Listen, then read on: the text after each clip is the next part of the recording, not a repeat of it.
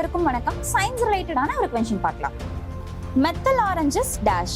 மெத்தல் orange என்பது எந்த ஊடகத்தில் எந்த நிறம் தரும் அப்படின்னு கேட்டிருக்காங்க.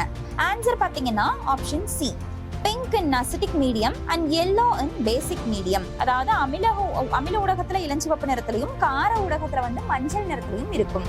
ஸோ இதுதான் மெத்தல் ஆரஞ்சுடைய கலர்ஸ்.